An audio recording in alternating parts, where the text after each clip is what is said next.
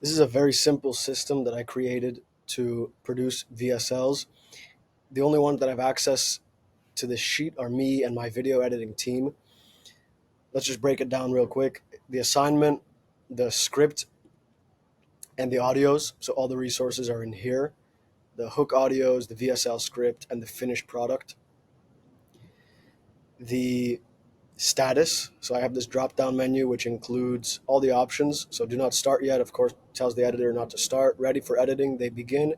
They show edit. This helps me to always be aware of what's going on with the video creation process. Then when she finishes, ready for review. And then if I request a revision, I'll let her know. And then once the video is approved, then it gets paid out and then it gets uploaded to Facebook. And that's the final step. So this is a very simple system. Um, if you have a smooth process, if you have a good team and they know what they're doing, this system can be enough to really streamline your creative process and organize it and make it much faster. And then I also have a more comprehensive system. So this is what I used when I was running multiple VSL brands, e-commerce brands on Facebook, where we had many editors. This is a lead gen VSLs. So these are much shorter, as you can see from the lower payouts. These are 1 to 2 to 3 minute ads. The ecom was anywhere from 5 to 25 minutes and a lot more of them. In addition to VSLs, I was also producing leads, hooks, closes, retargeting videos, upsell videos. So it was a lot more complex. So it required a much more comprehensive system. In this case, here it is. It has more resources. So this is where I would include example videos, things I want them to utilize when they are creating the video. So examples, swipes from other competitors, etc.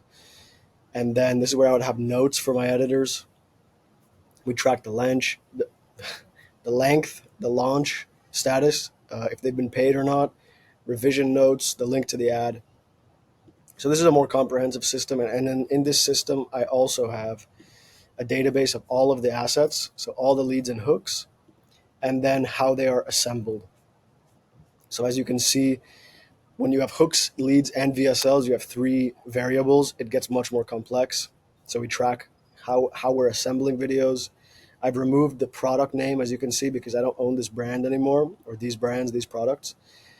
This is where the results were tracked. So the CPA, the link to the variables themselves. This is how we saw which hooks, which leads are performing the best, and which ones we wanted to scale and iterate on. Because as you can see, let's say this variable is here, lead 6 is doing really well. It has very low CPA. I would make another 10 leads based on this one with the same angle, similar angle, and always be testing iterations of what's working because that has the highest success rate, and then also be testing fresh ideas. And then we would also have a CTR, like traffic. We would test on traffic to see which had the highest click-through rate, would make testing much faster.